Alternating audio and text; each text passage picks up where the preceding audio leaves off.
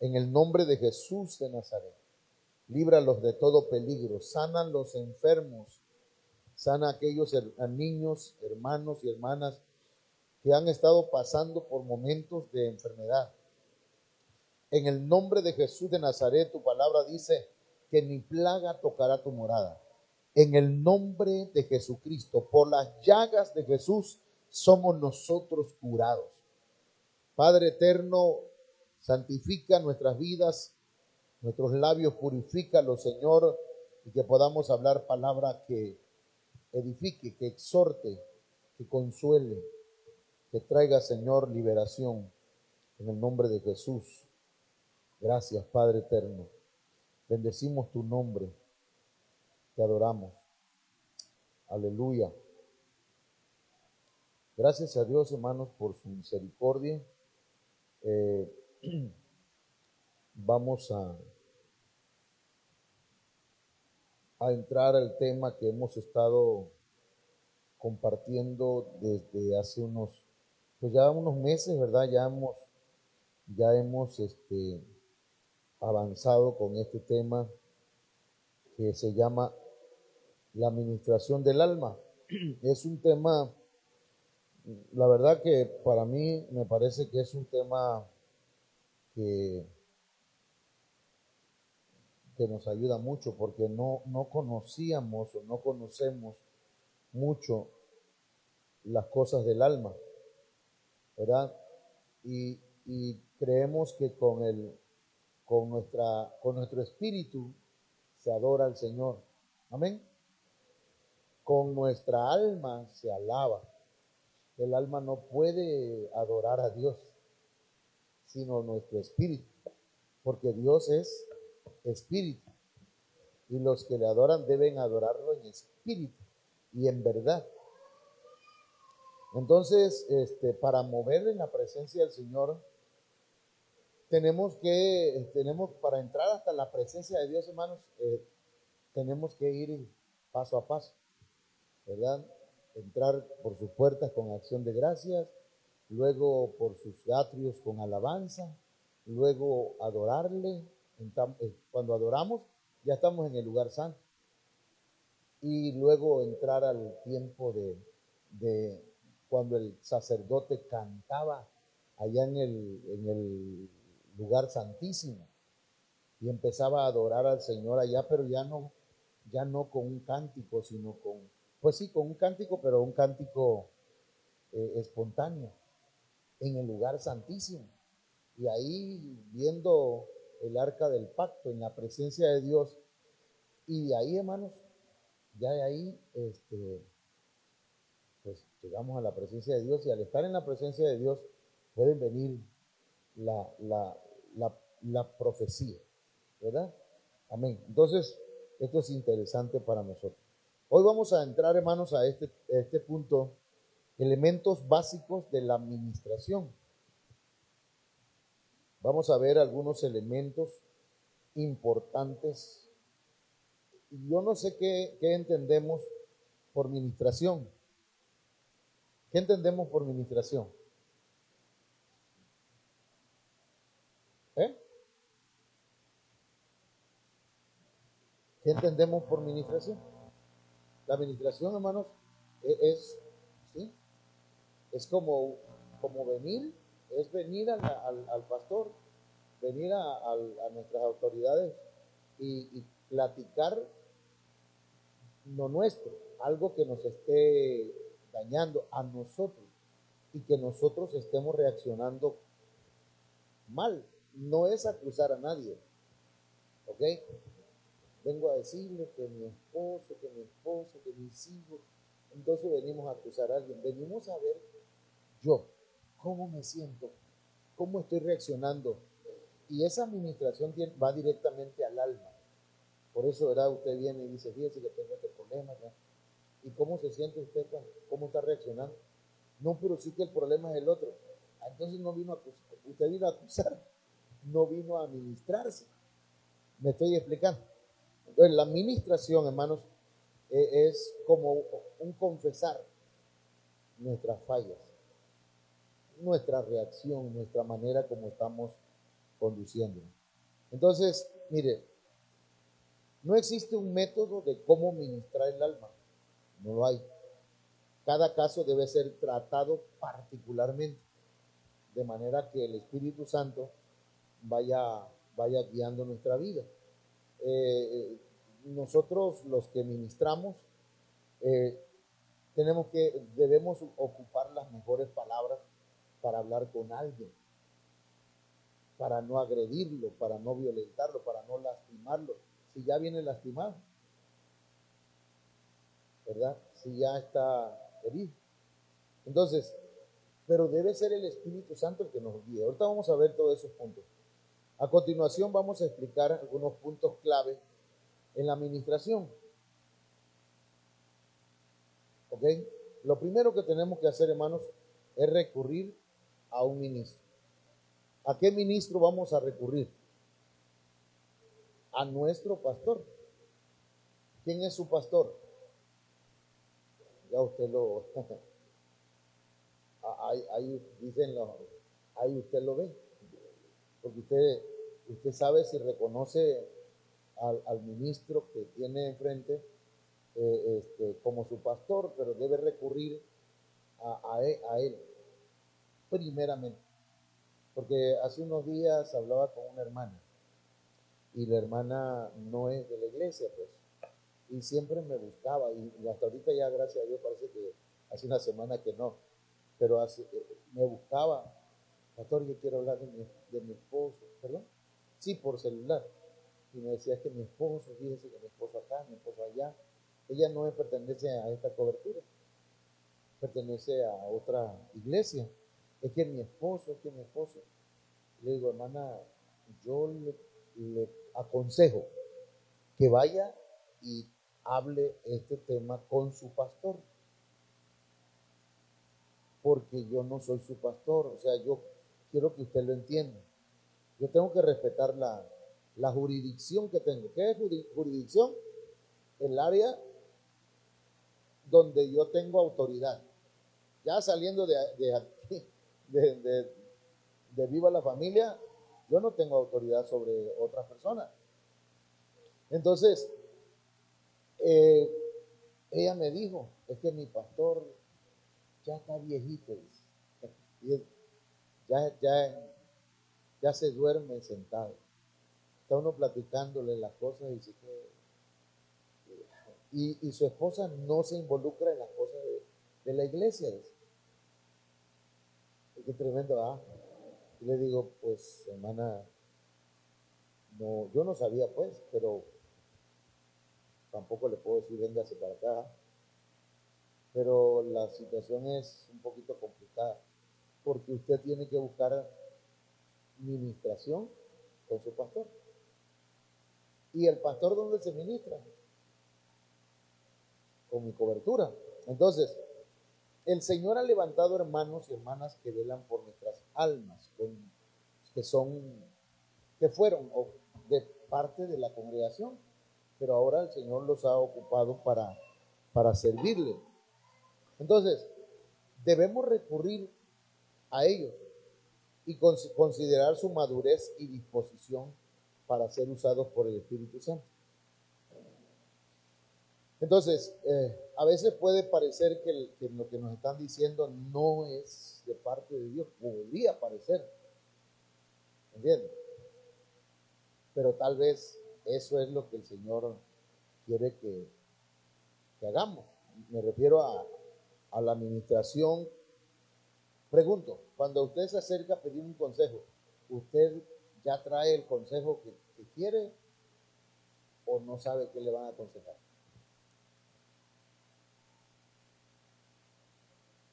Porque si usted, por ejemplo, viene y dice, pastor, vengo a decir, quiero un consejo sobre esto. Y, y usted espera que le den el consejo que usted trae en su mente, como Naamán. Naamán, yo pensé que iba a salir de este Eliseo, iba a ponerme la mano y yo iba a sanar de la lepra. No que me manda a lavarme allá en el río Jordán. Está loco Eliseo. Ya se iba. Lo bueno que los siervos lo hicieron entrar en razón. Si no, no hubiera recibido ese milagro. Y nosotros no hubiésemos tenido un testimonio de la importancia que es obedecer a una orden profética o a una autoridad. Aunque nos parezca ridículo, aunque nos parezca no correcto, porque ese es uno de los detalles que nos pasa a nosotros, que a veces pensamos que tenemos, no es que no pueda ser que alguien pueda ser más trucha en ciertas cosas, pero hay palabra o hay instrucciones que hay que seguirlas, que se síganlas. Y por obediencia el Señor se va a manifestar. Ese es el detalle. Cuando una casa estaba contaminada con lepra, se recurría ¿a quién? Al sacerdote, el cual sometía la casa a un proceso de limpieza. Por eso dice Levítico 14:35, vendrá aquel de quien fuere la casa y dará aviso al sacerdote diciendo, algo como plaga ha aparecido en mi casa. Entonces iban al sacerdote. El sacerdote iba a analizar la situación y iba a dar un dictamen al final, a ver si tenía plaga, si tenía lepra, si tenía alguna situación en aquella casa. Entonces, lo primero que hay que hacer entonces es recurrir al ministro, ¿eh? A la cobertura. Exacto. Entonces, usted, claro que si usted conoce a un hermano de la iglesia que sabe que es espiritual, ¿verdad? Porque, y como no está el pastor a la mano, pues, te voy a hacer una pregunta, ¿eh? Y le hace una pregunta, pero yo le voy a comentar algo. Si algún hermano le pide algún consejo. A mí me enseñó un pastor esto, porque la gente allá en el norte es especial. No les gusta. El pastor Víctor Arista les decía una cosa. Está loco el pastor. Hermano José Manuel, fíjense que tengo este problema. ¿Qué debo hacer, hermano? Porque andan buscando que alguien les diga lo que ellos quieren oír, aprobación. Entonces resulta que me dice, ve, hermano José Manuel, me dice el pastor, cuando alguien te pida orientación, cuando alguien te pida un consejo, pregúntale. Ya lo platicó con su pastor, ya lo platicó con el hermano Víctor. Si dice no, vaya y platique con él primero. Si dice sí, pregúntale, ¿qué te dijo? Y sobre eso que te diga él, por ahí te vas. Porque si no, no vamos a encontrar que el pastor dice una cosa y un hermano que se cree más espiritual dice otra. Lo que pasa es que el pastor está mal. Lo que pasa es que el pastor no entiende las cosas del espíritu. Y el hermano que está escuchando ese mensaje dice, ay, este hermano o esta hermana sí que la usa el Señor. A mi pastor no lo usa. Entonces ahí empiezan las confusiones. Por escuchar la voz que no es la de tu pastor. Ok, entonces es un consejo, ¿verdad? Para que nosotros veamos esto. Número 2, disposición para ser libre. En un gran porcentaje la responsabilidad pues es del que ministra, ¿verdad? El que se ministra viene a hablar, pero el ministrante debe ir guiando a la persona. A veces se me hace un poquito difícil cuando alguien viene y ya trae su concepto. Un poquito difícil sacarlo de ahí. No es que yo creo esto, pastor, pero eso es lo que cree él o ella. Pero ¿qué es lo que dice la Biblia respecto a eso? Entonces el ministrante tiene que ir guiando a la persona para que no caiga en ser un acusador. ¿Entiendes? Fíjense que tengo un problema con fulano de tal. Y me pasa, y me dice, y me dijo, y me hizo, y me cae allá. Ah, no, esa persona está bien perdida. Entonces, el pastor no, echándole al otro y ni lo conoce. No, sí está. Ay, pobrecita usted, hermano o hermana, ¿verdad? Usted está bien, pero el otro está muy mal. Pero ahí ya no estamos ministrando a la persona. Ahí le estamos dando por su lado. No pretendemos con eso, ¿verdad?, lastimarlo, sino que no le estamos ayudando. Porque, por ejemplo, si es un problema que tiene que resolverse con paz, es decir, mira, tienes que controlar tu carácter. Pero es que él no está. Sí, pero tú vienes a ministrarte. Tienes que controlar ese carácter. Tienes que calmar. ¿Sí?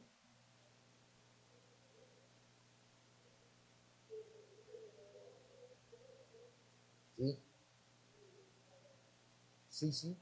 O sea, los jóvenes hablan de inmadurez, de inexperiencia, que a veces uno platica las cosas con alguien con quien trabaja, o con un vecino, o con alguien, y dice, oye, fíjate que tengo este problema. Tú dale uno bueno, y, la micha, y ya ahí ya la persona se está ministrando con alguien que no debe. Por eso en las redes sociales no debe uno ministrarse. ¿Sí?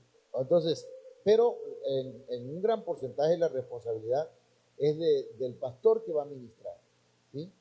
Debemos acudir a la administración con la decisión voluntaria. Mire qué importante es esto, mano.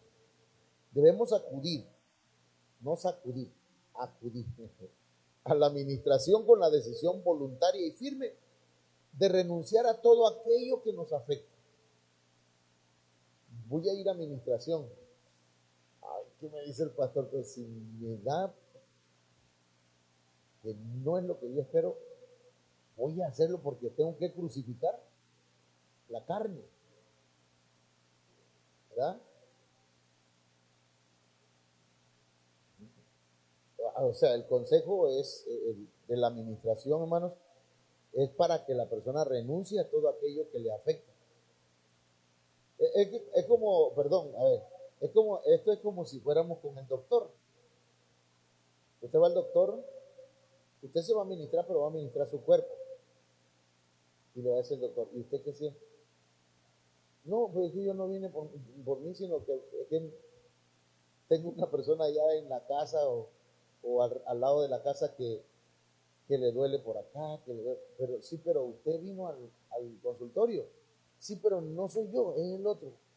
Eso sería algo parecido a llegar y ministrarse, pero acusar a la otra persona. ¿Entiendes? Sí me explico. Es decir, yo me siento así, yo estoy así por la actitud de esa persona, pastor, ¿cómo le hago? Yo no puedo cambiar la actitud de la otra persona y entiendo que usted, pastor, tampoco. Pero, ¿qué puedo cambiar yo de mí? ¿Sí me explico? Entonces, por eso dice aquí que debemos acudir a la administración con la decisión voluntaria y firme de renunciar a todo aquello que nos afecte, a crucificar la carne. Amén. Por eso Lucas 18:22 dice, cuando Jesús oyó esto, le dijo, te falta todavía una cosa. Vende todo lo que tienes y reparte entre los pobres y tendrás tesoro en los cielos, y ven y sígueme, le dijo a un joven. Pero luego dice, al oír esto se puso muy triste, pues era sumamente rico. Mirándolo Jesús dijo, qué difícil es que entren en el reino de Dios los que tienen riquezas. Aquí estaba el Señor ministrando a ese joven en la necesidad que tenía. Él tenía amor a las riquezas. ¿Ok? Luego, en el Salmo 51:17 dice, los sacrificios de Dios son el espíritu contrito. ¿Y qué cosa es el espíritu contrito? Es una actitud humilde. Humilde. Y la verdad, hermano, tiene que haber humildad en nosotros cuando vamos a ministrarnos con alguien.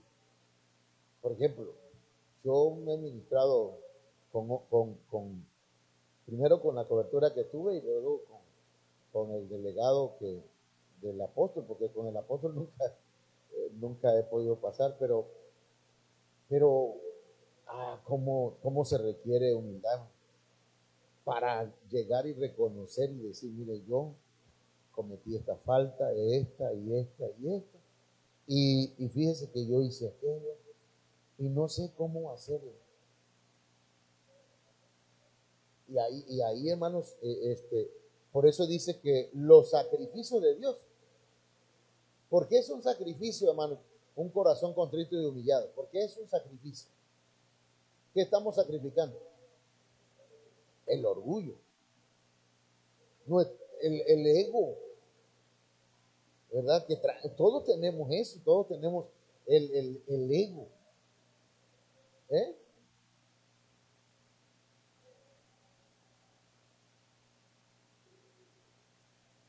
Ajá. Ahí, por eso lo sacrificamos. Señor, aquí está mi orgullo. Porque quiero crecer.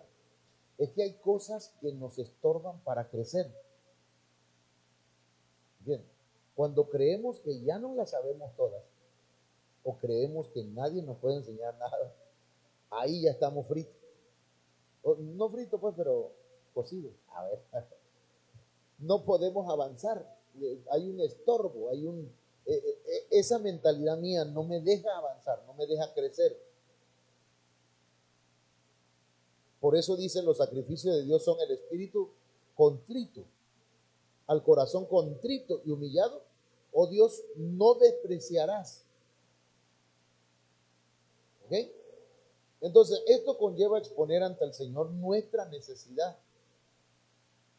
Entonces, cuando venimos a la administración, exponemos nuestra necesidad, lo nuestro. Así como cuando se acude al médico para que analice la causa de nuestra enfermedad, no la enfermedad de otro. Esto es como la Santa Cena, ¿verdad? Usted va a analizar qué cosa. Se va a examinar a sí mismo. Cada uno examínese a sí mismo. Ok. La confesión, hermanos, y aquí va la importancia de la confesión en la administración. La confesión, ¿qué hace? Liberta. La confesión le quita derechos al enemigo. Hermana, hermano, nenes, siéntense. Les toca servir, perdón. Bueno, pero ándale, uno aquí, otro allá. Bueno, entonces miren, pónganme atención. La confesión nos liberta. ¿Qué pasa cuando pecamos, cuando fallamos? Porque no me diga que nunca fallaba, no me diga, porque desde ese momento ya falló. Me siento orgulloso de mí porque nunca he fallado. Ya ahí ya metió la pata. Porque el que no peca o de una forma, o sea, haciendo algo, peca no haciendo otra cosa, lo que debería hacer. Bueno, Pero no trata de acusar, sino cuando hacemos o no hacemos algo que es pecado o que es una responsabilidad que deberíamos hacer, somos atrapados. ¿Por quién? Por nuestro enemigo. Y se le da derechos. Cuando alguien peca, le da derechos al enemigo. Y ese derecho, hermano, porque en el reino espiritual, pues, ay, Dios quiera no sé si le va a pasar, ¿no? Dios quiera que no se dé cuenta el diablo que pequé. ¿Ah? Que no lo haya visto, que se haga ciego el diablo, dicen algunos todavía. Y no, hermano, si en el reino espiritual se conocen las cosas. Aquellas que, al menos acá en el mundo natural, nada más se sospechan. Pero en el mundo espiritual, sí se sabe. Y entonces cuando alguien peca, le otorga derechos al enemigo. Y cuando uno confiesa, cuando uno reconoce, el Señor, hermanos, nos perdona, y al perdonarnos, el diablo ya no tiene. Pero, ¿qué pasa si yo, en lugar de confesar, lo que hago es justificar lo que estoy haciendo? Yo, usted, nosotros, confesamos hasta donde queremos, pero no confesamos todo.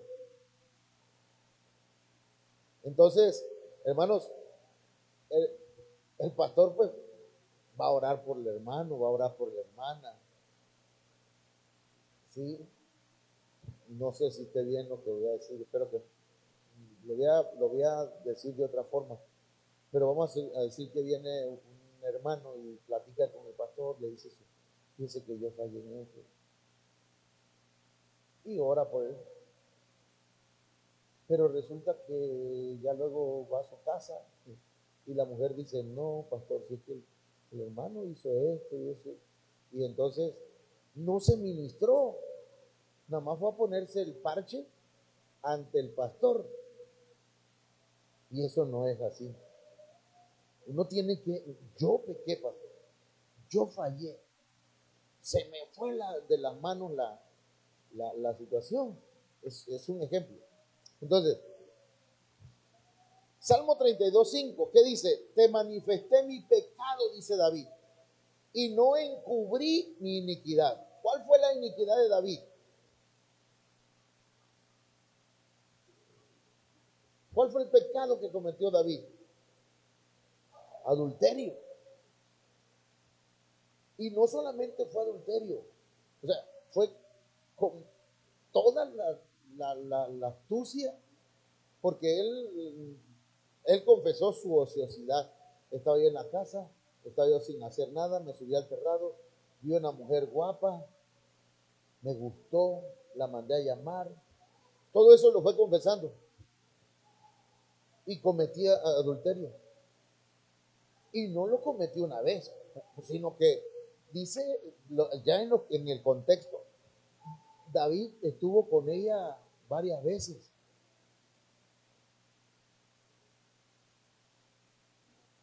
Varias veces. Habían pasado por lo menos, dicen los comentaristas, dicen que había pasado por lo menos 2 años del pecado de David, y David no lo había reconocido. No con la gente, sino con Dios. ¿Entiendes? Pero aquí dice que él, te manifesté mi pecado. Señor, me gustó ¿cómo se llama la mujer? La Betsabé me gustó, pastor, Señor. Me gustó y yo no sé, pero también ella. No dijo eso, ¿ah? No dijo, pero también ella estaba. No le echó la culpa a Betsabé. Yo pequé, dijo. Usted lee el Salmo 51 y en ningún momento dice, pero es que también, Señor. Porque en el momento que uno dice, pero, yo pequé, pero, Él comenzó. Ya, no se está confesando. No se está confesando, no está pidiendo perdón, no está manifestando su pecado. Y no encubrí mi iniquidad, dije, confesaré mis transgresiones al Señor. ¿Y qué dice? Y tú perdonaste la culpa de mi pecado. Entonces David empezó a decir, yo he pecado, yo hice esto, hice aquello, y no solamente fue adulterio, cometí asesinato, maté a Urías Eteo. Señor, no lo maté con una lanza yo, una flecha yo, sino que lo puse en un lugar donde seguramente lo iban a matar. O sea, lo hice con premeditación, alevosía y ventaja. Señor, y luego de eso no solamente lo mandé a matar, sino que ya que supe que lo maté, mandé a llamar a la mujer que fuera mi esposa. Me quedé con ella. Hay cosas que hacemos, hermanos, y que las justificamos. Pero David confesó. David reconoció. Por tanto, dice Santiago 5:16, confesad vuestros pecados unos a otros. Porque como venimos del catolicismo, ¿verdad, hermanas, hermanos? Como venimos del catolicismo, decimos, no, confesarle nuestros pecados solo a Dios. Pero aquí dice, confesaos vuestras ofensas o vuestros pecados unos a otros. No al que está a su lado, pues, sino tiene que ser alguien espiritual. Si no, al ratito todo el mundo va a saber su problema. Porque, perdón, pero la lengua de mucha gente, no de ustedes, pues, sino de alguna gente que no le puede decir algo. No le puede decir, mire, si yo le platico a uno de ustedes en qué cosas se ha fallado o he fallado, al ratito lo va a saber el otro. Te lo voy a decir, pero aquí en confianza. Entonces, no puede. Tiene que hablar con una persona, en este caso, con su pastor. Y ya si no tiene confianza con el pastor, porque el pastor es chismoso, ¿verdad? Entonces, confiéseselo al Señor en oración. Por tanto, confesaos vuestros pecados unos a otros y orad unos por otros para que seáis sanados. La oración eficaz del justo puede lograr mucho.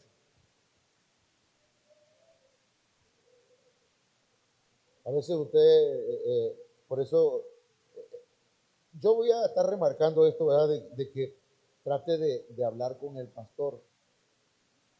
Ese asunto, lo que usted habla con el pastor ese es secreto, ultra secreto.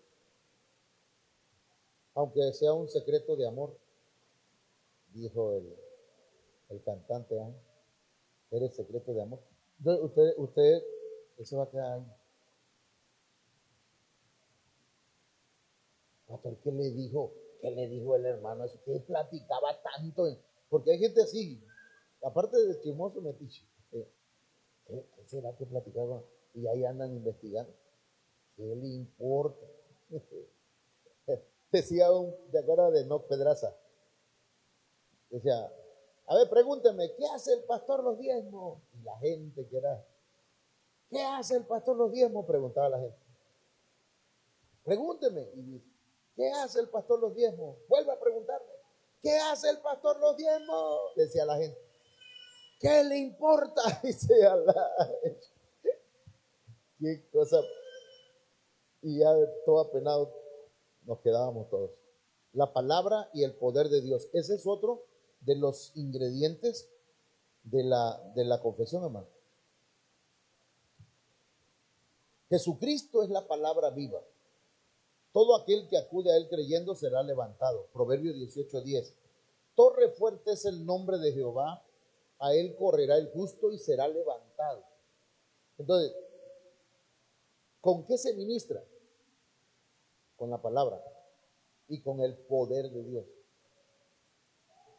El poder de Dios no tiene que ver con gritadera, pues, o sea que yo viendo a ministrarse el hermano y en nombre de Jesús, fuera. Ese no es el poder de Dios. Ya el apóstol lo ha mencionado en estos días, que el poder de Dios es, es como un abanico de manifestaciones que el Señor no solamente ¿cómo cómo decirlo? Sanidad, no solamente ese es poder de Dios. Hay otros que ahorita no es el punto, pero la palabra, aunque usted le esté dando despacito, le está hablando, hermana, mire, hermano, fíjese que pasa esto y esto. Esto dice la Biblia. El Señor está haciendo la obra, ¿sí o no? El Señor está haciendo la obra. Claro, cada quien tiene su característica. Por ejemplo, viene el apóstol serio y predica tranquilo, y el Señor se manifiesta. Viene el hermano Tito Pérez, ese es una bomba, el hermano corre, brinca, salta, grita y bueno, también Dios lo usa. Cada quien tiene su manera. Entonces, pero Jesucristo es la palabra viva. Todo el que acude a Él creyendo será levantado. Recordemos que fue por su palabra que el caos del principio fue ordenado. Casi siempre o siempre, cuando alguien viene a ministrarse, hermanos, trae un desorden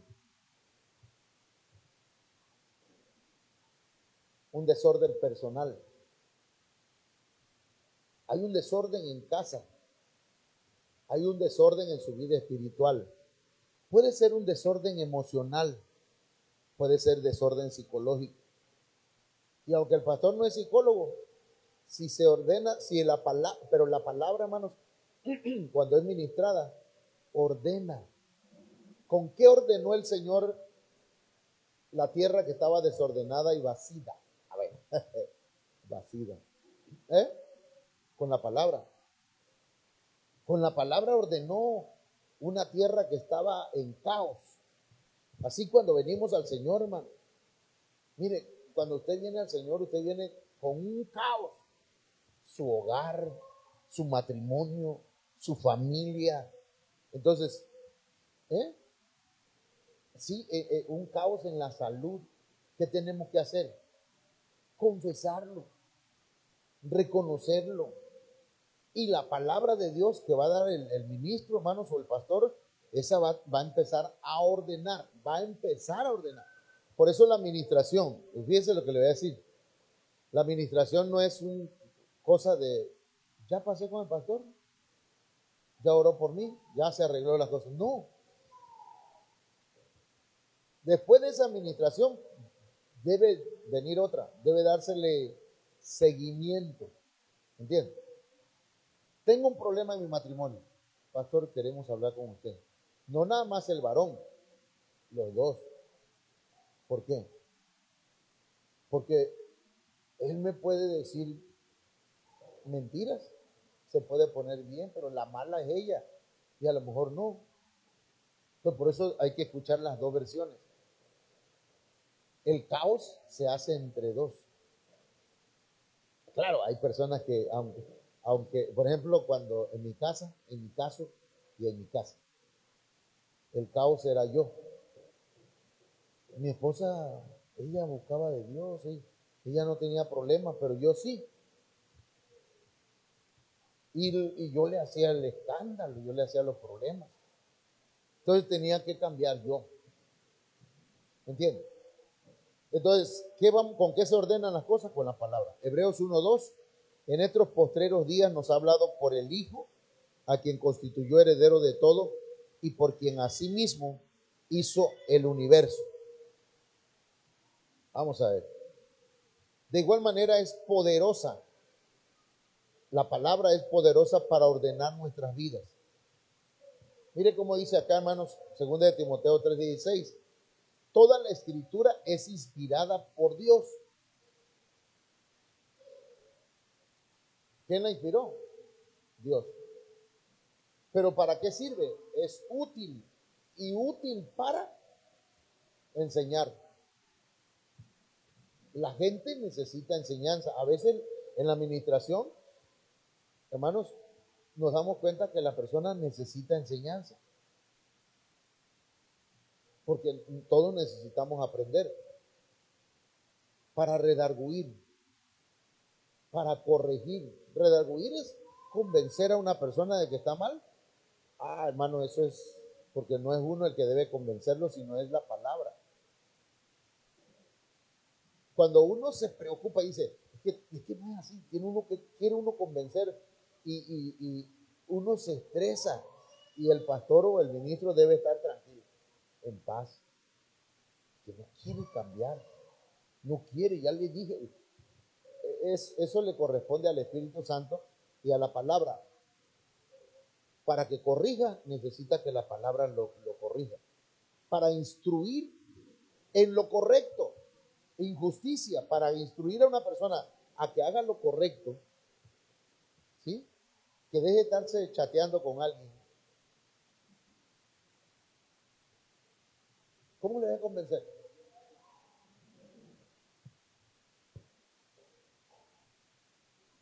¿Sí? Anoche, una persona que estaba aquí me decía, de otra familia, de otra pareja, es que la encontraron chateando con otro hombre. Y le estaba pidiendo una moto. Y hay mujeres así. Y entonces le estaba pidiendo una moto. Entonces, y luego no reconoce su error, no reconoce su mal. Ese matrimonio está en desorden. Hay un caos, aunque si pasa el tiempo y parece que está tranquilo, ese caos está por abajo. Tiene que confesarse de pecado, tiene que reconocerse. No se puede tapar el hermano, no puede seguir echando debajo de la alfombra el pecado. No, aquí lo voy a echar abajo. Tiene que limpiarse ese pecado, porque tarde o temprano va a salir. No sé si me entendí. Porque la palabra de Dios es viva y eficaz, y más cortante que toda espada de 2 filos, y penetra hasta partir el alma y el espíritu, las coyunturas y los tuétanos, y discierne los pensamientos y las intenciones del corazón. Se predica la palabra y dice, ¿cómo sabe el pastor eso? ¿Cómo lo sabe? Y el pastor está predicando, pero está hablando, pero ni sabe qué está pasando por la mente de usted, ¿verdad? No se imagina, ¿verdad? Bueno, ya con esto vamos a cerrar. Esta palabra, como el agua, nos limpia y nos salva el alma. Porque lo que se trata es limpiar, ¿verdad? Entonces la palabra, hermanos, nos va a limpiar. Por lo cual, Santiago 1:21, desechando, haciendo a un lado, echando a la basura, hermanos, toda inmundicia y abundancia de malicia. Recibid con mansedumbre la palabra implantada, la cual puede salvar vuestras almas. Queremos salvar nuestra alma. Tenemos que obedecer la palabra, tenemos que escucharla, debemos dejarnos ministrar para que podamos avanzar en nuestra vida espiritual. Bien, hermanos, voy a dejar lo demás para otro día porque ya tenemos que son las 10:50 y tanto. Entonces, ¿qué aprendimos hoy? Porque este es un momento de enseñanza. Tenemos que ministrarnos. ¿Con quién? Con nuestro pastor, con su pastor, o con su pastora, o la esposa pues del pastor. ¿Sí? Vamos a orar. Padre, en el nombre de Jesús esta mañana.